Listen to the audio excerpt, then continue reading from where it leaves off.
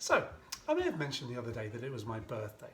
I turned 55, and one of my friends posted on Facebook, they said happy birthday, and then he said, I challenge you to make a cocktail named RE55. That is my initials and my age. And that friend is Mike, and he's someone I like very, very much. Him and Melissa live in Hawaii. He's taught my son to surf before. He's fantastic company. He makes a good cocktail himself.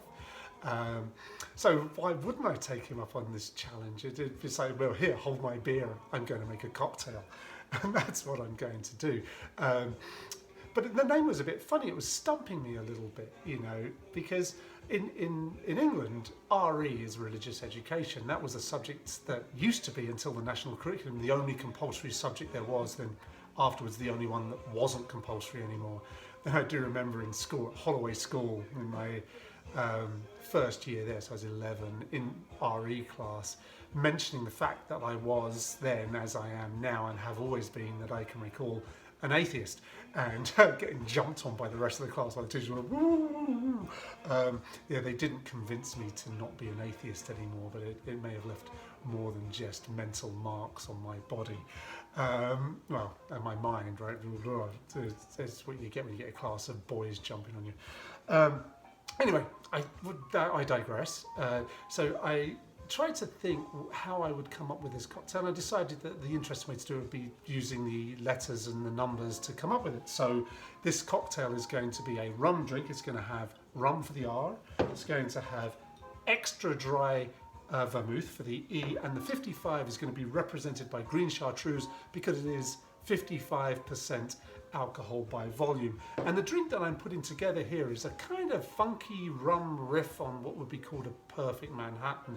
A perfect Manhattan typically would have whiskey, and it would be then dry vermouth and sweet vermouth. A regular Manhattan has just whiskey and sweet vermouth, whereas a dry Manhattan would have just the dry vermouth, and that's where you get the names from. So this is really a mix on a perfect Manhattan, but it's with rum, so yeah, it is a little bit funky. But let's just get ahead and make this. It is, as all these cocktails are, remarkably simple as long as you have the ingredients. We're just using regular white rum here. I'm putting in 2 ounces of my Havana Club, which despite its name, as I've mentioned before, is actually from Puerto Rico. And then we are going to go for a ½ ounce of our extra dry vermouth. Just in that.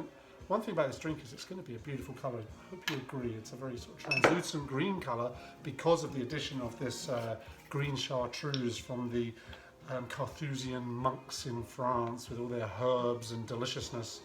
And I'm going to put in 1/2 of an ounce of that as well. But this drink needs a bit of taming. These spirits are all a bit strong and wild, and when they're all together, it's kind of a potent mix.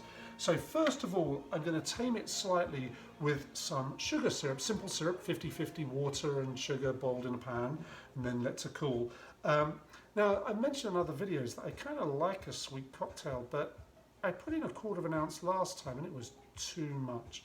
So this time I'm going to put in just a bar spoon of sugar syrup, but like with all these cocktails, if you want it a bit sweeter, put a bit more in. If you want a bit less sweet, then don't put in so much sugar syrup.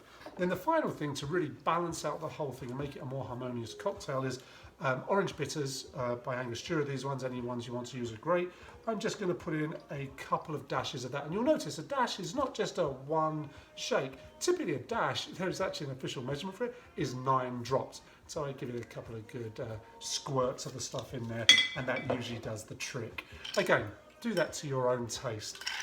And then all we need to do is stir that up until it's nice and chilly, which, as I said before, takes about 20 seconds. Get that ice bruised, not smashed, which would happen in a shaking cocktail. And we're not shaking this because it doesn't have any of the ingredients that you would typically shake. And all we're going to do is strain this into our chilled cocktail glass, like this. And there's one garnish to go with this, and it turns out it was kind of important. In fact, I even went so far as to say it was essential, and that is a twist of lime. And what you really want to do, because you really want the aroma of the lime, it really brings it all together in the same way that the bitters and the sugar does as well. Just do a little, twist it like that, you get a little drop of the oil and you get the aroma in there as well. And let's see what we've got.